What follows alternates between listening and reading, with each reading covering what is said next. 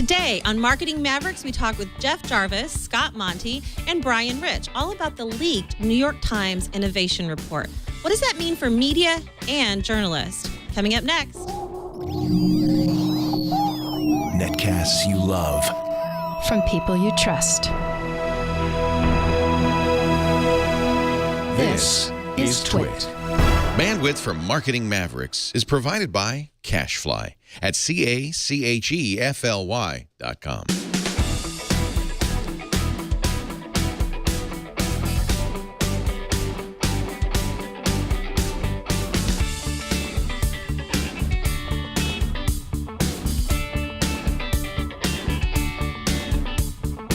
Welcome to Marketing Mavericks, where we talk about everything in the intersection of marketing and technology. Today, we're going to talk about creating content. We're going to talk about traditional media and journalism, as well as the agency side and how agencies have become media providers. They're trying to replace, I think, traditional media and become their own media agencies. We've got a couple of really great guests in this category. We've got Jeff Jarvis, who is the author of Buzz Machine. He is a techno-journalist and teaches technology at the University of New York. And we've also got Brian Rich, who's the managing director at Little M Media. And I should say, too, Jeff, you're also a co-host of one of our Twitch shows, which is Twig, This Week in Google. Very cool and show. Just so my dean doesn't get mad at me, it's the City University of New York, where I'm the Graduate School of Journalism. Just so we make sure that I get and Brian is a proud alum of our entrepreneurial program, or maybe not proud. I hope he's proud. No, I'm very proud. You should be proud. I came out the other side much better than when I went in. That explains Extruded a lot. like a sausage, yes. It explains a lot. I have a lot of respect for Brian. So that he was under your tutelage makes complete sense to me. Didn't I was before under I went his. through. She just, barely gave me any attention at all. And then I went through your program, Jeff, and now it's been all uphill for me since then. Fame and fortune follow. I know, Brian. Yes. So I've been a fan of both of yours for a long time. There's been a lot of conversation last week. Certainly, I've been following you, Jeff, for a long time, talking about journalism and how it needs to change and how media, news, everything from traditional print to all types of media outlets need to change. This week, the New York Times had an innovation report that was leaked, and it's been a big topic of conversation for people not only in journalism, but on the digital agency side as well. And I thought, who more perfect to talk about this than you? So let's start with the New York Times and this manifesto. You read it. Quickly, I went through very quickly because I had a little time before the show, but I did pass my eyes over the whole thing. You had the Cliff Notes, which I think is embarrassing to say I know what Cliff Notes are, but you had the Cliff Notes. And I guess my first question would be, is it too late? I mean, they're kind of realizing, some things they got correct in this, I think that they need to do. But at first blush, what was your first thought? We love the New York Times. The New York Times is an amazing institution. It's an important institution. It matters to the country. It's the best newspaper we have, apart from The Guardian, where I also work, and I'm partial. But it's a phenomenal thing. And I'm not sure why it has to be such a difficult place. The Guardian this week has been going through. The Times rather has been going through considerable roilings, and the Guardian has been on the ascendance. Of course, Jill Abramson, the executive editor, was fired, not very ceremoniously. Dean Baquet took over the job. There's been much controversy around that, around her management style, allegedly, and also her compensation and other things. And then part of the fight with the Times was they tried to hire Janine Gibson, the editor-in-chief of Guardian US. She said no, she's going to London. So they didn't get Janine, and then Janine went and hired away Aaron Pilhofer, who was the digital genius at the New York Times, to become executive editor of The Guardian over digital there. So they lost again. And then in the meantime, out comes this report, which basically says we're behind. And there are decent ideas in the report, but I don't think anything in it at all is new. I don't think anything we haven't heard elsewhere. I also consult for Digital First Media, headed by John Payton, who really coined this notion of being digital first. So there's a lot that the Times should do, indeed. Is it too late? I certainly hope not. But I also think they've got to get off their asses and move even faster. And the Times, mind you, is one of the most innovative news organizations we have.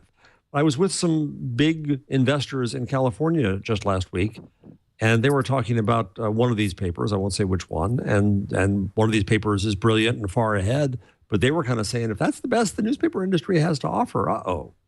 And that's the Silicon Valley attitude toward my industry. And so we're seeing innovation elsewhere, but it's not necessarily the highest quality innovation. I don't think that BuzzFeed and Upworthy are the highest quality things on life, nor the Huffington Post, though they have their place in life. The New York Times matters, but it's got to accelerate its innovation. Do you think it's a little late for them? I mean, we've been talking about this for years, and you say this is a great publication. I would agree with you, except that they're just now kind of coming to this place of realization of the things that they need to do. And I don't think everything that they said in this manifesto is right. I don't think that all of the things that they need to do are, and they come in let's say this, they come in a really great position of having great content. And a part of this innovation report basically stated that they should create kind of evergreen content, which is an industry term for something really relevant and, just, trending, if you will. But they have over 300 URLs and over 14 million articles that date back to 1851. Lots of great content, really, really good journalism. Why would do you think they should try to create kind of BuzzFeed kind of comment, happy puppy pictures or things God to get help people? us. No, wash your mouth out. Perish the thought. No, they certainly shouldn't. But they have to rethink what they do. My greatest heresy these days is to argue that we in journalism should not think of ourselves as being in the content business. We are a service. We are a service to communities that make communities smarter and help them know what they need to know to do what they want to do. And you judge our success then not by the old mass media metrics of reach and frequency, page views, and unique users. Instead, you have to start to judge our success on whether or not we help communities do what the communities want to do, which means we have to start by listening to the communities. We have just decided at CUNY to go after starting a new degree in what we're calling social journalism, the study and practice of engagement and engaged communities. That practice has to start with listening to the public, listening to what the public wants, instead of starting with our content. But the Times report, like the entire industry, I'm not singling out the Times here, but the Times report is really a good indication of how we think. We think it's all about this product we make called content. And a lot of the report is about, how do we get more attention for our stuff? Enough about you. What do you think about us? And all of our metrics are about looking at our stuff. And it's just too damned egocentric, I think. I would agree. And I think Times is a great publication. Let's go back to something you said earlier, which was, I think the first trending big topic, and mostly it was within the journalism community. Journalists were really upset over the firing of Jill Abramson, who today actually spoke about the situation in a presentation that she was giving. It was a public appearance, and I'm reading here her comments. It was an 11-minute speech, and she came out about kind of her struggle, and she wanted people to come out to her about their being fired and that sort of thing, which I think is really honest and genuine. Do you think that this was a strategy? I mean, most people said it was because she wasn't paid equally, and that was the big reason why she was let go. Do you think that was a part of this whole innovation? That's one reported part of this. There's been various reporting about pay, and it's hard to calculate because there's stock options and all kinds of things and pensions involved. But no, Arthur Sulzberger came out straight out and said that he had an issue with her management style and practices, and she was seen. One word was used about her as pushy. Well, that's a pretty darned sexually gender-loaded word, isn't it? Kara Swisher wrote, I think, a really brilliant post about this, from one pushy editor to another pushy editor. And, it's number one, prior editors of the Times, male, have been pushy and obnoxious and difficult as hell and didn't get fired over it. Most of them didn't. And number two, it's harder for a woman to be in this position.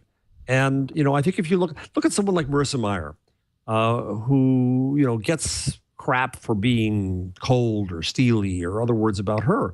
Well, what do you expect her to be in the position that she's in? She has to be. She's a tough manager in a tough position. And it's not time for hugs and kisses. Same with the New York Times, for God's sakes. Earlier editors of the Times were just known to be absolutely a-holes, but they were good at what they did, and they put that a-holishness to good end. And so Jill Abramson, yeah, she was difficult. Her tone of voice, if you ever listen to Jill, she doesn't really ever sound too happy because it's a heck of a New York accent. It sounds a bit Eeyore-ish, but she's a brilliant editor. And she was the first woman editor of the New York Times and was brusquely shoved aside. And that alone is a troubling thing. So who do they need? Who's going to make this innovation for the New York Times work? Who? I mean, I agree. And I think pushy can, especially being a female in business, can tend to be a word that we, don't like because, you wouldn't approach a man the same way. I get that. So who do they need? Do they need another woman? Do they need, what kind of personality is going to help implement some of the things in this innovation report? Well, Janine Gibson from The Guardian would have been brilliant in the role, but I'm glad The Guardian still has her. Aaron Pilhofer was brilliant in the role. It's too bad they lost him.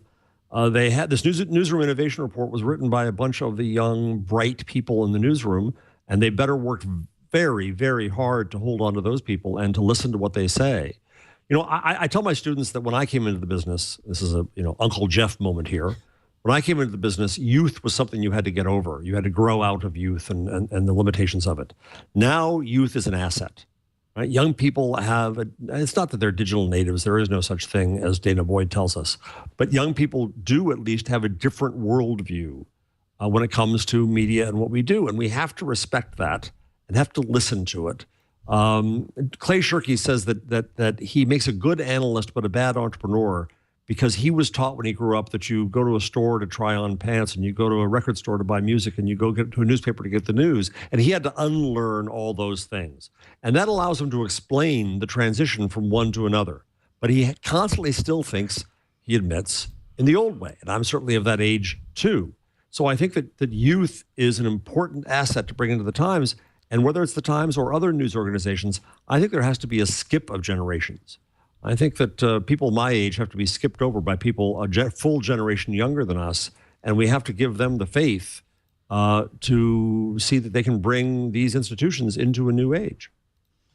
So what would you say then about this report as it relates to creating, you said, perish the thought, and we're getting a lot of questions right now, of course, in the chat room about this idea of, what's more valuable, and I can't see all of them, but just kind of what's the idea between the value of the content they're creating versus how you get more people to your website, which I think is what they're really trying to do. They're trying to drive traffic, and they're trying to figure out the best way to do that. So what should they be thinking about? Well, I think they have to think about different metrics built around relationships. I think we have to think about building true and deep, meaningful and trustworthy relationships with people rather than seeing people as a mass. The truth is we still see people as a mass, all the same. And that was the business model upon which mass media was built. Right? The great myth of mass media, poor Brian has heard me say this in class. The great myth of mass media is that all readers see all ads, so we charge all advertisers for all readers. Let me say that again. All readers see all ads, so we charge all advertisers for all readers. That means that all readers were equally valuable. You didn't want to lose any reader because you could charge every advertiser for every reader, right? And that's the economic basis that leads us from reach and frequency to page views and unique users. We are just transposing an old mass media model into a new world. And what it means is it's a world that's about messaging. We want to tell you something, whether you want to hear it or not, whether that's the news or whether that's a marketing message. And that doesn't work. It just simply doesn't work anymore because people don't want our messages. They can tune out our messages. They've got plenty of other choices of what to do with their time and attention. And so an organization like the Times is indeed valuable, but it gives us the same 300 to 500 pieces of content, the same to all of us, pretty much. Yes, it has regional variations and other things, but it doesn't really learn about me as a person. As a person, I'm neither a real man nor a real American. I don't know anything about sports. I always threw out the sports section. As a person, I'm a wonky, boring bozo who actually reads the media news. So why doesn't the Times throw out the sports and emphasize media? Just take the content they already have and reprioritize it based on knowing something about me. Now, that doesn't mean that I'm going to get into an echo chamber. It doesn't mean that I'm going to miss out on the important stories that happen. I'll still see the stories about Syria that don't fit into either of those buckets. Fine.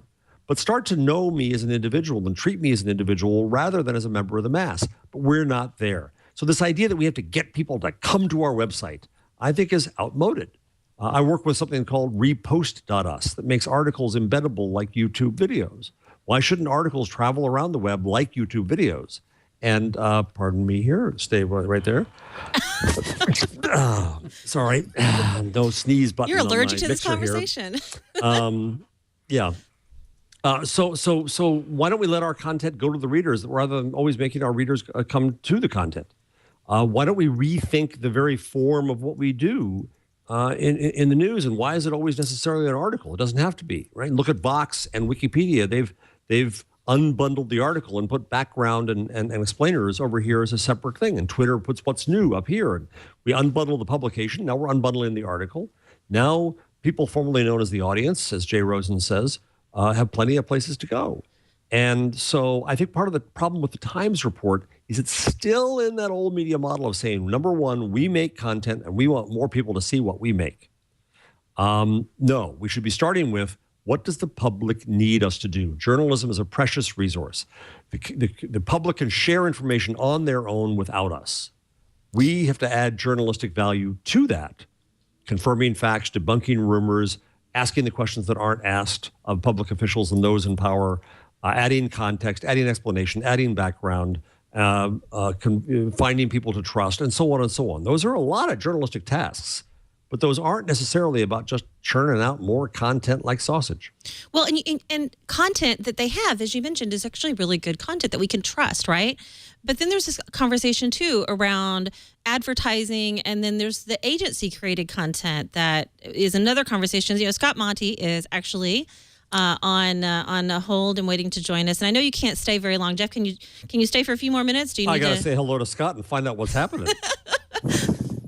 Welcome, Scott, to the show. Scott, hey. You're on Twit. You can take the tie off. Take the tie off. Thanks. I just got home. Wait, you're wearing a tie, not a bow tie?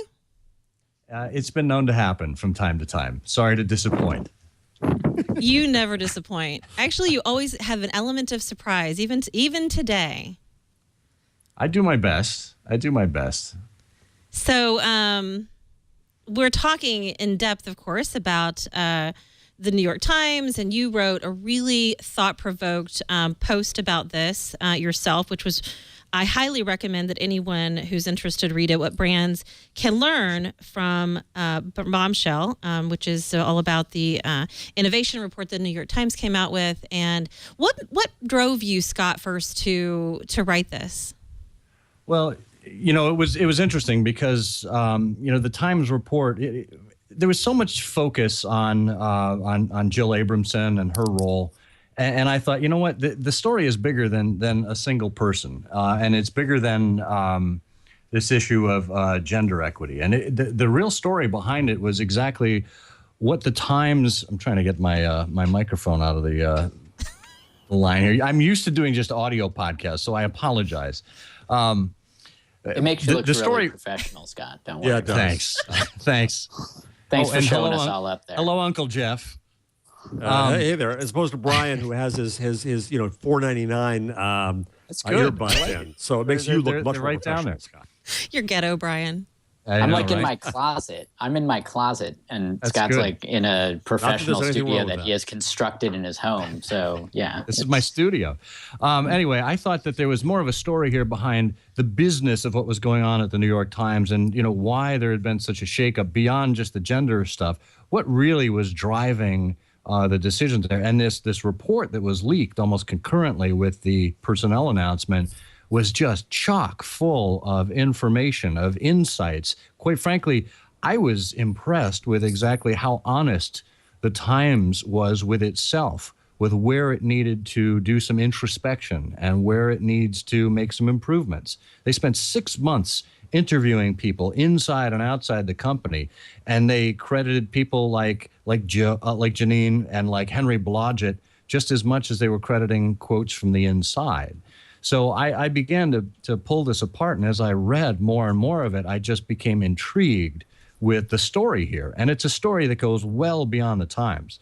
You know, as I mentioned in my post, these are lessons that any business that generates any kind of content can take away. It's a story of staffing. It's a story of promotion. It's a story of how we interact with readers. You know, Jeff was just talking about this mass marketing approach. It breaks my heart how many companies have taken social media and have simply used it as another mass marketing, mass advertising platform instead of using it for what it's good at in terms of, you know, listening to what your customers want, using it, combining it with email and CRM to truly provide content that matters to them. We're turning a deaf ear to one of the most powerful tools in the history of communications.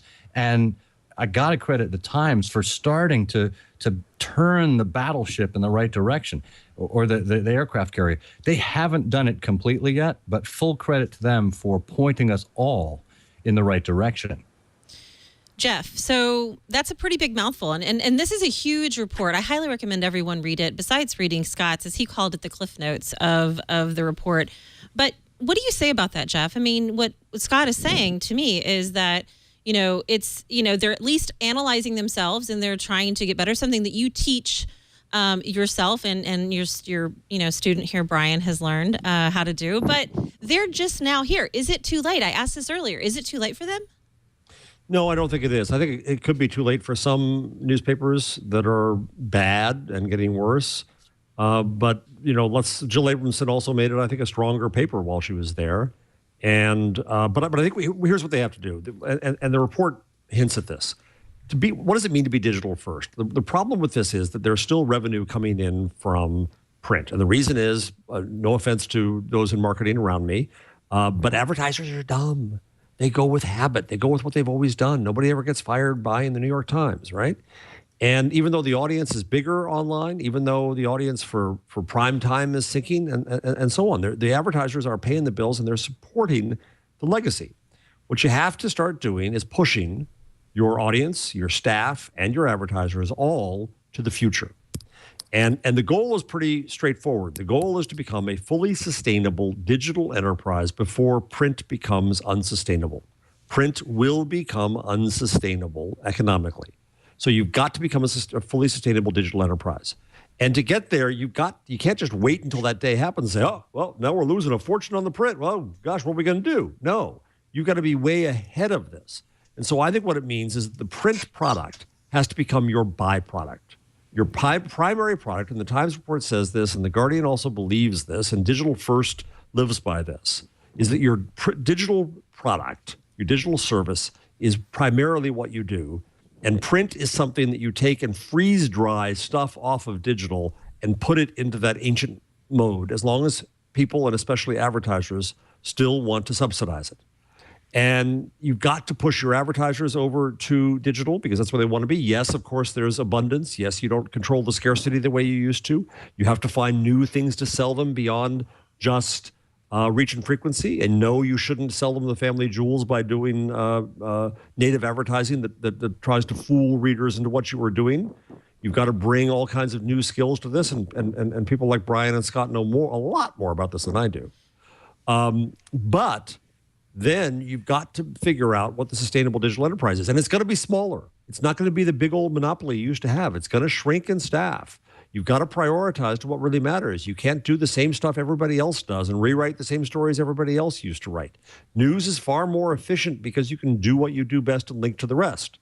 But you've got to make print yesterday, and you have to make digital today. What would you say about that, Brian? I mean, you and I have had this conversation for many years, and, you know, I know you're a big fan of Jeff, but is he right on target? I mean, what do you say about, you know, digital agencies creating content? I mean, is that the new future? Yeah, no, I mean, I've been talking about that for years and years, where I think every organization is and should think and act like a media company. The thing that's, you know, striking to me about the Innovation Report and the New York Times is how much of what, to me, and I think probably to Jeff and to Scott, seem like basic concepts of disruption and and listening to the audience, that how much of that needed to really be explained in the report. So, my fear for an organization like the New York Times, which is already in the media business, which is already good at producing content that we know has value to audiences, but doesn't necessarily push it out or deliver it or create engagement around it in ways that are going to keep people around and drive people deeper. My fear, my concern is that, organizations will mistake what is valuable in terms of content or valuable in terms of delivering a product back to that audience when they say they need something. And, that everyone will become BuzzFeed or whatever because they think that is the quickest way to get that advertising revenue. There's still tremendous value to an institution like the New York Times going deep and doing investigative reporting, or even just doing the thoughtful analysis of local issues, and finding a way to present it differently and engage and look at the audience differently does not change that fact. So, I mean, I would put the question back to Jeff and Scott, because you come at it from different perspectives. Scott, to me, it seems like one of the things that you've been able to do at Ford up until now from a social standpoint is because Ford has a good product, or has at various times had a good product. And so you could push an Alan Mullally out there. You could push different vehicles out there that people were curious about and wanted to engage with. And it gave you the freedom to experiment across the different platforms. Same, Jeff, you were gently ribbing sort of the BuzzFeeds of the world. Some of their content is good, but yeah, we don't need 22,000 cat posts to become the Wait center of. I actually I'm not dissing cat. I'm not a cat guy, but I'm just saying someone said today that in the last several years, 22,000 cat posts. That is not what the audience. That's it. I know. What? My sense is that is not what the audience wants. If given the alternative to find something that is substantive and relevant to their lives, or a this a news cat product post will change your life. You won't believe what happens next with this cat. Thanks. Welcome to BuzzFeed. Hey, that's Upworthy. Don't confuse them with BuzzFeed. I know. Yeah. Welcome to BuzzFeed. But it strikes me that we're at this risk of an organization like the New York Times mistaking that they in fact still do something that's valuable in favor of doing something quick and sexy and interactive. And I feel like you got to have both. Yeah, and I would agree with that, Brian, but I don't think that the Times is necessarily throwing the baby out with the bathwater with regard to its content. Very clearly in there, they said their journalistic integrity will remain, and I think the core of what they offer is content. And Henry Blodgett, who was quoted in there, pointed out, you have unlicensed access to one of the greatest archives of content of all time. And the fact that they actually, in the report, pulled out the fact that Gawker ended up scooping them on some of their own content on Oscar night. The Times ran the original story of 12 Years a Slave before it was even a novel, back when it was actually happening in the 1800s. And they didn't know that. And they weren't able to package that up in a way to get it in front of people in the right way, at the right time, on the right platform, because they aren't thinking digital first. And so maybe you take a few cues from BuzzFeed or The Guardian, places that have their editors and reporters actually promoting their own content, that you've got people who are in charge of content who can, at the drop of a hat, understand where they need to go to find this material and pull it forward to get it in front of the right people. And that's exactly what Jeff was talking about, Scott. I mean, Scott, before you joined us, because you were writing a really important blog post that we're going to get to in a minute. Right. Dun, dun, dun. I just tweeted it. Wow, big news. Thanks. Carry on with your commentary there, Tony. I don't want to interrupt the train of thought. You're our hero, Scott.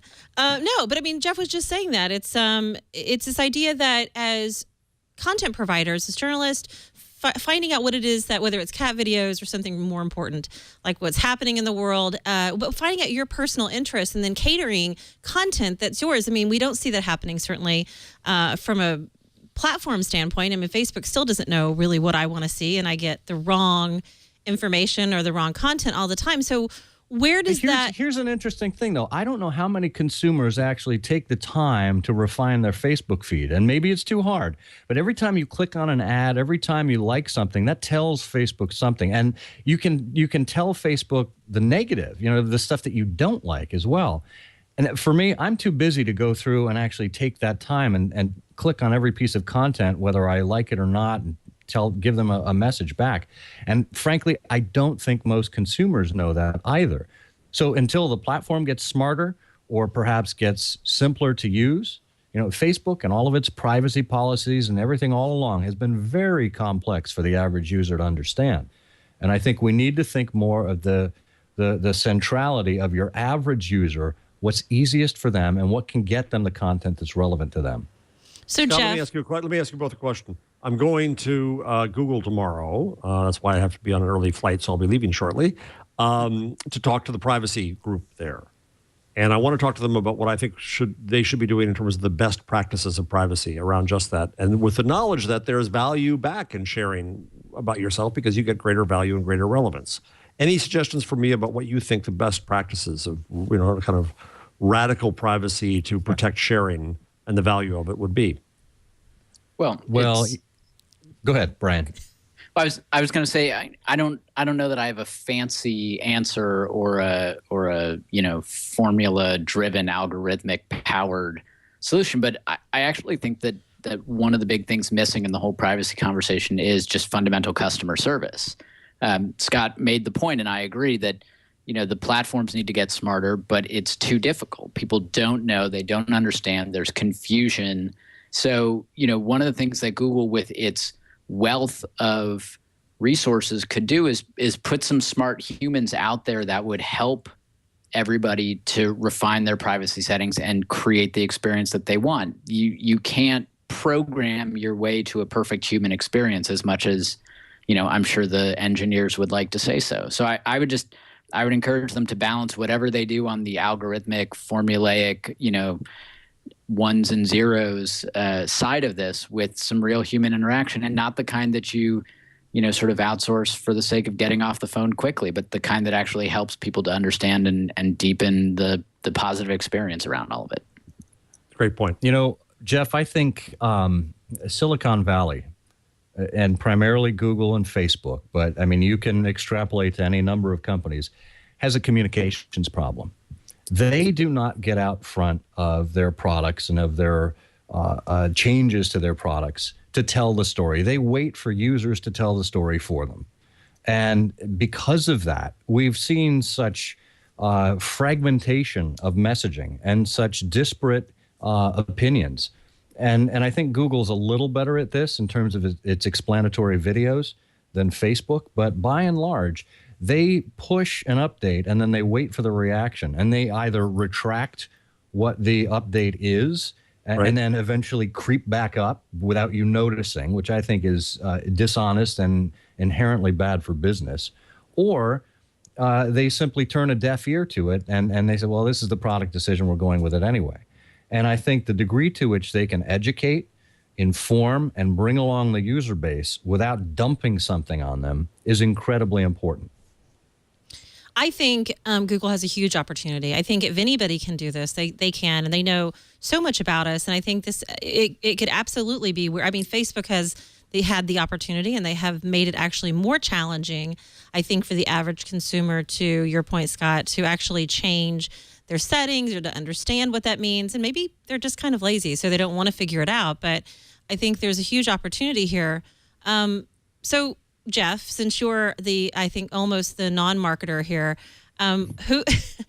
who should really be creating the content? I think, we see agencies becoming content creators. Are they going to wipe out the traditional media journalist, or is it a fair fight? No, my issue with the trend in native advertising issues are a few. One is this is not the latest thing that's going to just save us, just as paywalls didn't save us and tablets didn't save us. My real problem is that too much of native advertising tries to fool the reader. Too much of brand-created content within media tries to fool the reader into thinking that it doesn't have a message and a viewpoint from a commercial interest. And, it is possible to do it well. If you look at, let's say, Flipboard and pardon me, Scott, for a different car company, but won't matter to you as much anymore now. Mini has, it's on his blog, it's okay. Mini has, created magazines on Flipboard where they, have a community, people get together to meet up and so on. I think that brands that create content that are obviously and clearly of and from the brands is fine. My problem is when they try to fool the reader into thinking it's not. If you look at Forbes and it says brand voice, and then there's a link to it saying, what's this? If you have to have that link saying, what's this, then you're probably obviously not clear enough as to what it is. It's called advertising. And we should say that. I also think, I argue to marketers and PR people that it's foolish for them to come after the content business, because let me tell you, content's a crappy business. Let me tell you, I'm in the content business. It's not a good business. You don't want to do that. So I think that brands can indeed have direct, open, honest, valued, substantive relationships with people using content as one of the tools to do that. I think brands, more importantly, can move their customers up the chain into design and product selection and give customers a lot more power. And that's a hallmark of a collaborative relationship. Just as media should have a collaborative relationship with the public, so should brands, even car companies. But I think that to try to fool people into thinking that this content is real is not going to go anywhere. And indeed, Chartbeat has found that when people go to legitimate, call it content, they scroll 75% of the time. That's to say they engage 75% of the time, approximately. When they go to native advertising, they only do so 25% of the time, which is to say that the public isn't fooled. They know junk when they see it. They don't want to get messages. So I think that if you're a car company, for example, then you have things to say, not about flowers and sunshine and bells and whistles. You have things to say about cars. And I want to know about that stuff. And I want to know how the electric car works. And I want to have a relationship with you on that content. And that's great. Don't try to fool me. Don't try to trick me. Don't think that you need to be in the content business. You're not. You're in the relationship business, just as media should be. Good point. I know you. I'd love to have you stay. But I know you need to get out, and so it was a good note. You've got a pretty early flight in the morning, and you've graciously given us your time, and I appreciate you coming on. So, especially because I know you wanted to. And now you can all get a word in edgewise, which would be far better, because you can listen to real marketers about what matters about marketing. Well, and I know that you wanted to talk to Scott before you checked out. So, Scott, are you going to say anything? Since you got your blog post up, I think this is important. I think my blog post says it all. I've left Ford Motor Company. After 6 years, I'm driving off into the sunset. Of great work. Thank you very much. It's been a tremendous, tremendous ride for me personally and professionally. I think Ford Motor Company has come an amazing distance over these last 6 years, certainly under the leadership of Alan Mullally, with all of the great people that we have on the marketing team and the communications team. This is clearly a team effort. And while I get a lot of credit for being the front person for it, believe me, there are many, many good people behind all of the great work that Ford Motor Company does. Well, Scott, I can't wait to hear what's next. You're being coy in your blog post, so I expect you to stay tuned. Hey, look, the focus today is on what we've been able to accomplish at Ford and all the great things there. I'll have a separate announcement about the other good news fairly soon. What I want to know, Jeff, and I think you need to be here for this, is, Scott, are you joining the New York Times? Haven't received the call yet, but after that blog post, who knows? I have not gotten a people. Who's next? So you've got us all. We have like an office pool thing happening, Scott. We're all like really curious where you're going.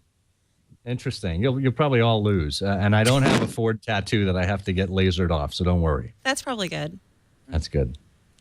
Well, best of luck, Scott. Thank you very much, Jeff. Good to see you again. I'll follow the next chapter eagerly. Many thanks. Thanks for joining us, Jeff, and we'll look forward to This Week in Google. Have a safe flight. Thanks. Absolutely. Such an honor to have Jeff join us. I didn't know, Brian, that you actually studied under Jeff until this pre-show, but that was interesting. It makes a lot of sense. I did know. I used to interview on your show from the sound booth at the entrepreneurial program at CUNY. So right down the hall from Jeff's office. Yeah. Very cool. I know, small world. So, so Scott, I mean, you definitely are the agency, brand side of creating content. You've worked with a lot of agencies. Brian, you've been on both the agency side, now even your own agency. So where should, I asked this question to Jeff, but I want you guys to say, where should content be created? Because we are seeing a big shift. And is it trusted content when an agency creates it? And how, as a consumer, are we digesting the difference between agency created content and traditional journalism? It doesn't matter as far as I'm concerned. And the other debate is, oh, right, you bring it in-house. Well, does the communications team take responsibility for it, or does the marketing team take responsibility for it? As long as you're using data and you understand what your audience wants, it doesn't matter, because you know what? To the consumer, to them, it's just the brand. They don't know if it's an agency. They don't know if it's marketing. They don't know if it's communications. It doesn't matter. As long as it's the most relevant content that speaks to that audience and helps move the relationship along, whether you're trying to make sales or create impressions or whatever your objective is, if you can measure your success based on the content, it doesn't matter where it comes from. You made a lot of really interesting points in your post about the New York Times Innovation Report, which was leaked, but we all have it. So I don't know. Do you think it was purposely leaked, or do you think it was accidentally leaked? I mean, they've been in the news enough. Yeah, no, I think somebody in the newsroom leaked it intentionally, but not with this kind of publication, because the version I have, and I printed it out so I could really thumb through it, is this over photocopied PDF. And I replaced they released the it new on my blog. Exactly. Once they knew it was out, they're like, well, we may as well have the good copy out there to have everybody see the color version. So I think this was sneaked out under cover of darkness and leaked intentionally, but now we've got the actual one out there. So what was your biggest takeaway from this? I mean, I mentioned Cliff Notes, but quite candidly, even your post was quite the read. And I recommend anybody that follows you go to your Facebook page. You've posted it there, on your blog. You've got it on your, you've tweeted about it. What was your biggest takeaway from this entire innovation report? I mean, is it too late for them? Is it, like you said, is it they're being really thoughtful about what they need to do? Or is it that they're still a little clueless in some areas? Because I would say I asked a lot of people their opinions on this, and there were a lot of people that felt like they didn't necessarily agree with you, and that they felt like this was not the way that they should approach creating content. Well, look, I mean, the New York Times probably knows what's best for it, being the closest to their business and closer than any of us are. And they spent a good 6 months. They asked the right questions. I think they delved into things like audience development and working on discovery, promotion, and connection, which you could argue they really didn't pay much attention to before. They figured if we build it, they will come. And Janine Gibson very clearly said that's not the case anymore. And that was a big wake-up call to a lot of people. I think the fact that they started thinking about the newsroom in conjunction with the business side, not continuing to separate the two, but really understanding how the two play together. That, to me, is extraordinarily important. Getting editors involved in the architecture of sites and apps and things like that. Getting designers and developers involved in what's happening on the newsroom front. There's been this wall that's gone off between the two that has really separated them out, and that's hurt them strategically. So Scott Monty, or Brian Rich, who would you say is leading right now? Is it the brand, or is it traditional journalism? Who, I've actually had Jeff Cutler come on, who does a lot of training for journalists and how to be better at digital, and he does a great job of that. And it's still something that I think journalists are trying to figure out. The younger journalists have a much better handle on how to get their content out there. But obviously marketing agencies get it much better. So who's leading? Mm-hmm. Who's winning? No, so a couple things. One, I would separate journalists from media.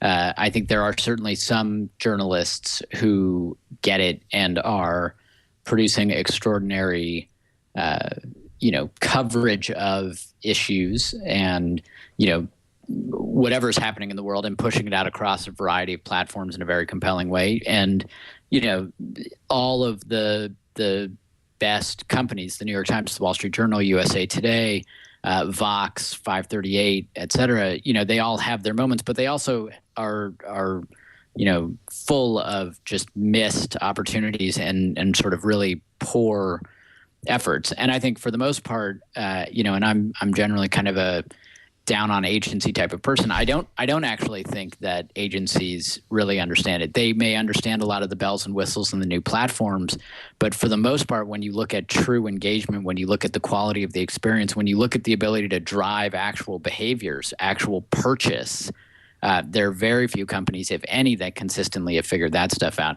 I think Tanya, you and I talk about this all the time, and Scott, I'm interested in your thoughts on this. I think the most sophisticated media technology producers, those who create the greatest content and experience combined, are industry. But I also think that they have an incredible advantage, which is they have live, real time, you don't know the ending, suspenseful events. It's a very different challenge to sell a car when after you kick the tires that one time, you know what you're going to get. And if it resonated, great. And if it didn't, you may not have the right consumer there.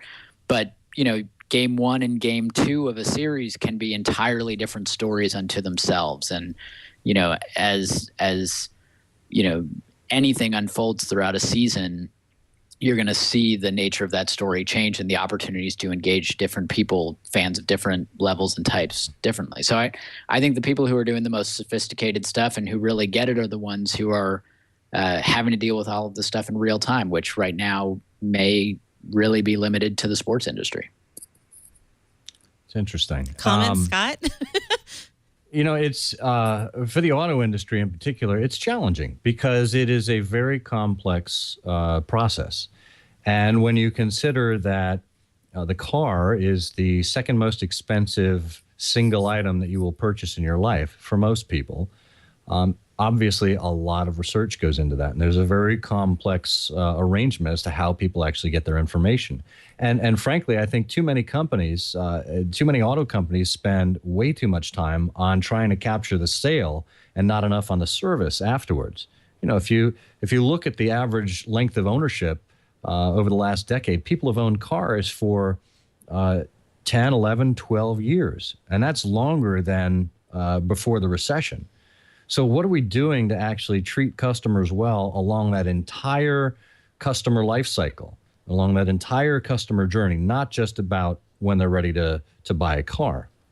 And so it's a very complex arrangement. And I think, Brian, your point that sports, because they have to watch what happens in real time, because they don't know how things turn out, it's a great analogy. Now, it's not as quick in the auto industry because you're talking about months and maybe even years in some cases. But I think it's absolutely critical that we have to follow along because you don't know where the life cycle of your customer is going after they've bought the car. Will they get in a wreck? Will they break down? Will they need new aftermarket parts or what have you? Who knows? But it's the fun of the journey along the way and listening for those cues and being able to step in and provide value to people as appropriate that we really need to concentrate on. Okay, so let's talk about where you guys are not quite there, but I think you're talking about different types of content and the different types of content that's created. So you have, content that's created about, the best food for your kids and what's really healthy choices and maybe something along those lines. Or you might have some really serious political conversation. And then we have advertising. And where does the advertising fold in? Is it where does the advertising get placed in the content and that sort of things? That's another conversation of where marketing meets journalism. And if I'm reading something that's really thought-provoking and isn't necessarily something I would pin on Pinterest, I may not want a lot of advertising. But if I'm reading something kind of light, like a BuzzFeed kind of content, then advertising, I think, is better, certainly more digestible, so to speak. So what are your thoughts on that, Scott? I mean, where should advertising fit in? It's a tough question because in some ways we always look to advertising to kind of support the mechanisms that we choose to communicate on. And yet people don't like being advertised to. It's simple as that, especially where they're having relationship-based conversations. And I think that's why it's funny. There was a list that was compiled recently of the top 40 social salespeople. And I got honorable mention there. And I said, well, I don't sell, right? But people have told me over time, it doesn't ever feel like I'm selling because I'm taking part in a conversation and I'm imparting knowledge or sharing information about Ford's products or what have you as part of that conversation. And it doesn't feel like an interruption. It just feels like a natural flow of conversation. If we can get to the point where advertisers are part of the conversation. There was actually a great cartoon today that Tom Fishburne posted. I don't know if you know Tom Fishburne. He calls himself the marketunist. He posted people sitting around a table saying, "What here are my cat photos. Here's where I went on vacation." And then there's a Subway sub saying, "Our sandwiches have 7 less grams of fat than our competitors." And it's like, what are you doing? We're having a conversation over here, and you're bombarding us with inane commentary that's completely unrelated to what we want to hear. And I think if we can fine-tune our content and the stories we tell around that content so that it's more human and that we actually have human beings taking part of this in this stuff, it's going to make a huge difference.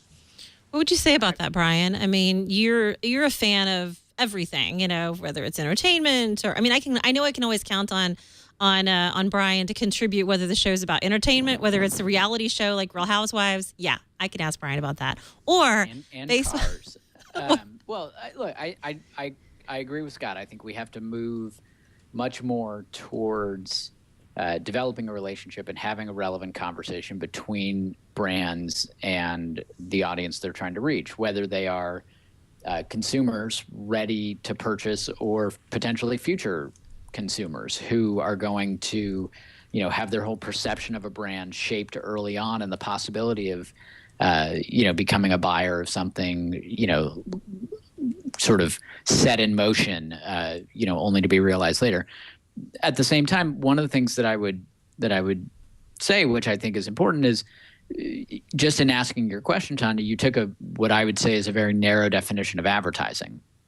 And I think this is one of the things that the media world has struggled with. And you saw this in the innovation report, and you see it in a lot of marketing that is ad agency driven in particular, which is, display ads or text ads are not the only ways, nor I would argue even the most valuable ways to monetize the relationship between a brand and a consumer.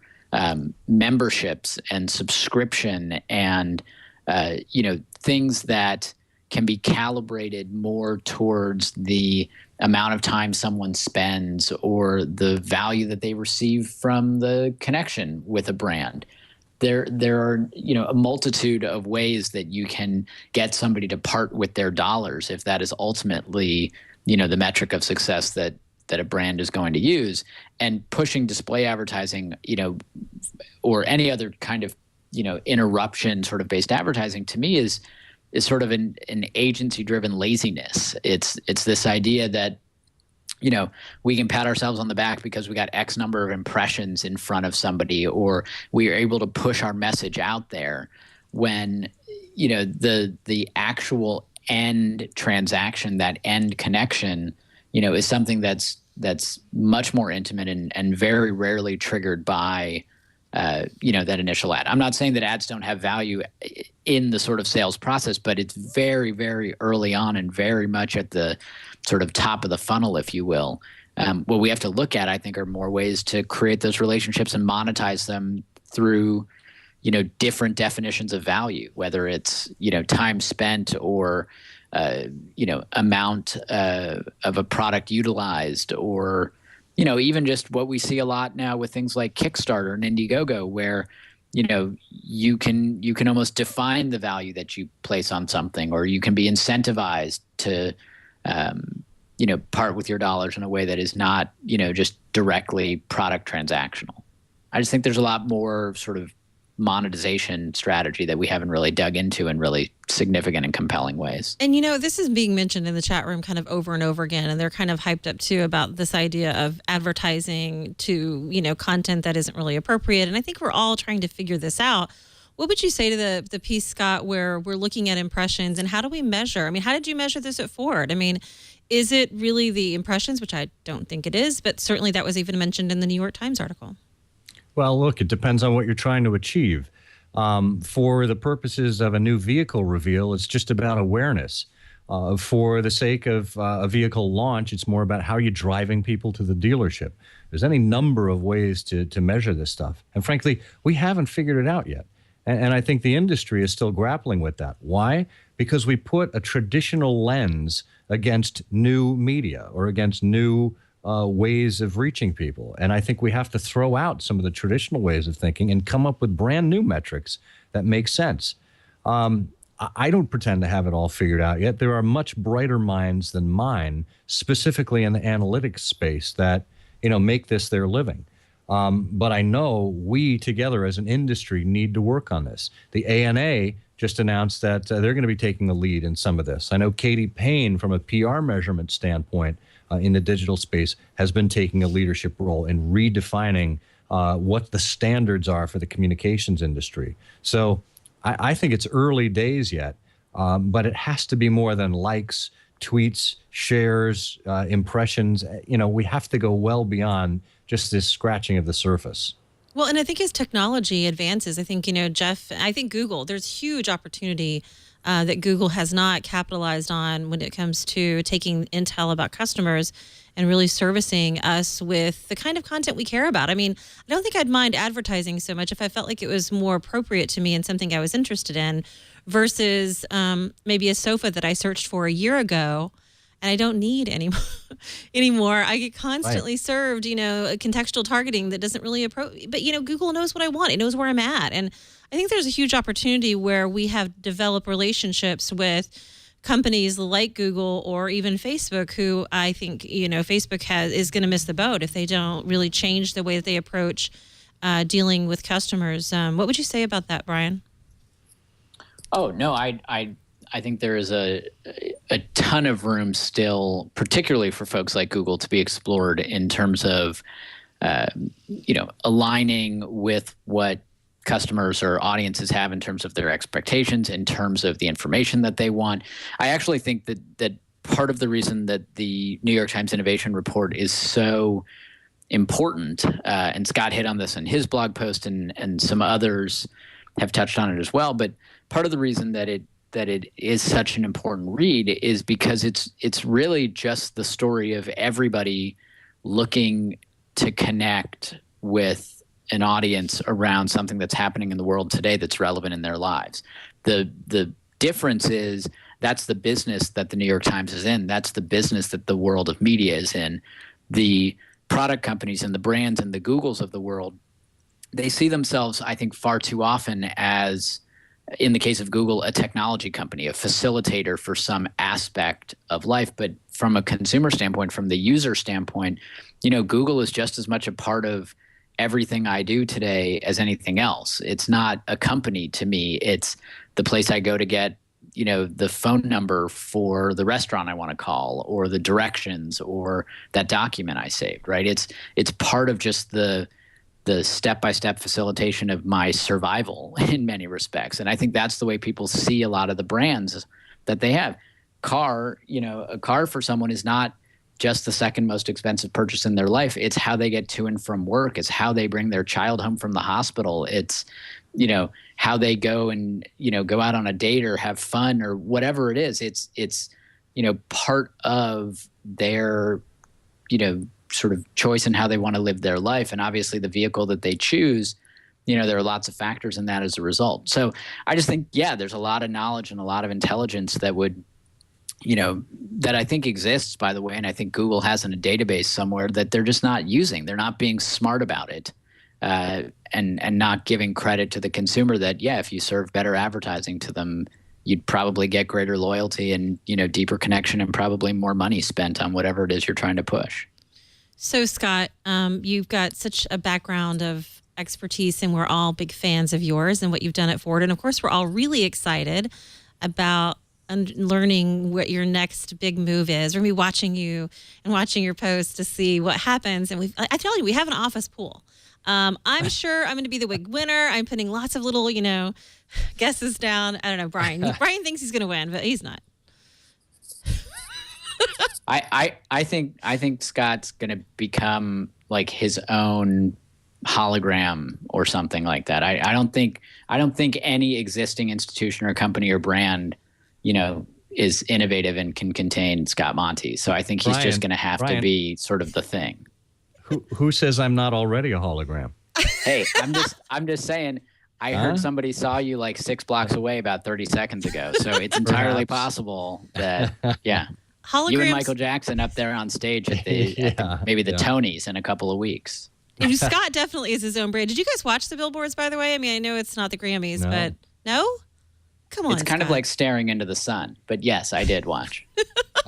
I really liked the whole Michael Jackson thing. It was kind of. It was pretty fast. I will say this, Scott. If you do get into the hologram business, that was pretty cool.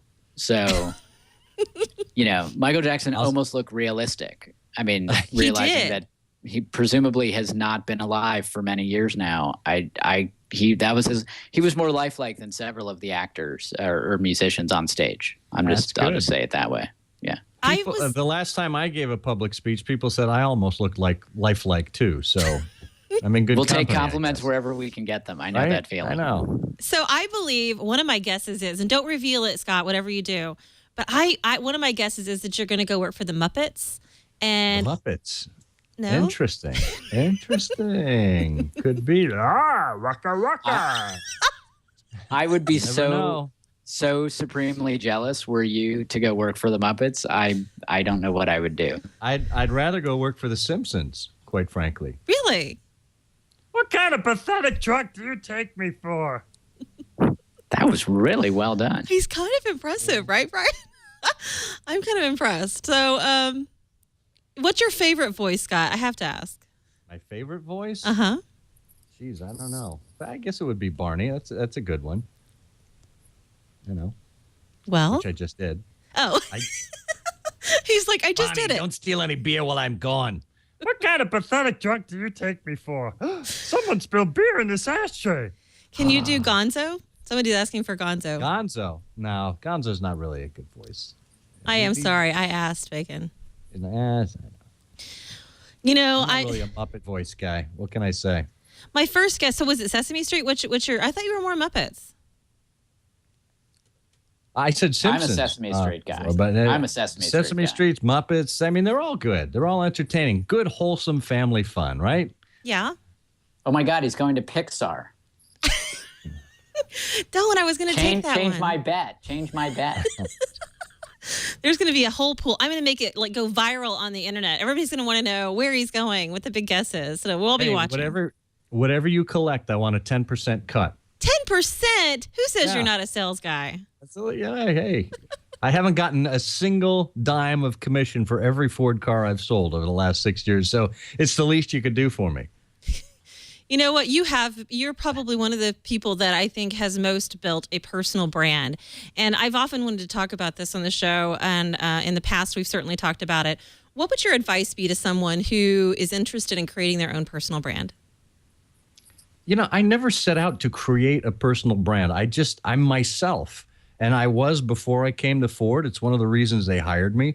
I continue to do that. I talk to people. I listen to what's going on. I derive great joy in learning about other people. And I talk about the things that interest me. And for whatever ungodly reason, people have found that equally as interesting. So I don't really make it a point to set out and create a personal brand. I just am who I am. I am what I am, he says. Yeah. The Popeye approach to social media, I guess, Popeye. right? Do Popeye. I like this. I could just do this all night. This is horrible. People did not tune in for this. This is Let me great tell you. content. Hey. Who are we kidding? No kidding. Tonight on the Tonight Show. Oh, my This is true. favorite. Do you know I'm going to confess, I actually buy some things on eBay from time to time. And I actually bought some Johnny Carson memorabilia. The cover of Rolling Stone with Johnny Carson and David Letterman, which now. Wow. I know. That's impressive. One of my favorite new podcasts is the Carson podcast with Mark Malkoff. Mark's a comedian, and he's just gotten this really enterprising view because he loves Johnny Carson and the Carson Show, and he just goes around finding people that were influenced by the show or who were on it or who worked for Johnny, and he puts it out weekly. Check it out. It's carsonpodcast.com. I'm familiar with that. I need to listen to it. That was my first crush, I think, was on Johnny Carson as a little girl. Oh, my God, that dates me. I know. Cliff's Notes, Johnny Carson. What are you, from the 70s? No, maybe. Brian, what's on your radar? We know Scott's looking for this. Scott's got something big, and we again, there's the whole big pool thing that we we're going to be continuing to try to speculate what's his next big move. What are you looking at? What's on your radar? Well, I'm going to go to sports because why not? The NHL playoffs are on, the NBA playoffs are on, and look, there's nothing better than playoff hockey. The hitting, and then at the end of the series, they line up and they shake hands, and in most cases show extraordinary sportsmanship. It's just wonderful. But looking way ahead, we're only about 3 weeks from the beginning of the World Cup, and when soccer descends on the world, and everybody remembers that they're a huge fan of one of the great sports on the planet. So I am already obsessed, and we are still about 3.5 weeks out from the June 12th beginning of the World Cup. And you and I are planning some really mischievous content creation around the World Cup, I'm excited to say. Leo's a big fan, I think, of the World Cup, so I'll have to make sure we get his point of view on that. Are you a soccer? I will paint my face, perhaps, for that. I should do that, episode. too. I think we all should. We should just pick our country of choice. Do you have a team, Scott, that you would paint your face, Scott. a flag or something? No. No. I share my enthusiasm internally. Internally? Yeah, I don't. That could be I'm painful. not I would be careful with that. Yeah, no. I'll keep it inside. Don't worry. I don't even know where to go with that one. Thank you so much, guys, for joining us on the show and talking about this evolution of journalism and media content creation and what's happening at the New York Times, which has been all over the news. I think, again, if somebody wants to check out your blog and the content you've created, Scott, and follow you until the big news is revealed. It's time to place your bets, everybody, because once the betting is closed, the betting is closed. How can we follow you, Scott? I'm Scott Monty everywhere. On Twitter, scottmonty.com, on Facebook, LinkedIn. But LinkedIn I really keep just for people I've met or that I've interacted with. So no funny business there. See me on Twitter and Facebook. No funny business? Well, Yeah. with you, it's always funny business. So. And if you want to check out my voiceover demo reel, it's on my site at scottmonty.com. 28 Simpsons voices in less than a minute and 10 seconds. That's so awesome. You're revealing where you're going to go, and I think we know. Hey, You'll see. And Brian, if we want to check out your work, your book, you've got another one in the works, right? Or do you? Always. Well, I mean, some short ones, some ebooks and things. So yeah. How can we but follow you can. My Twitter is my name, BRIANREICH. I'm otherwise highly Googleable. And if you search really well, you can probably find some pictures of me with some of my favorite Muppets. No voices, but some photographic evidence. Gonzo often travels with me on business trips. So Really?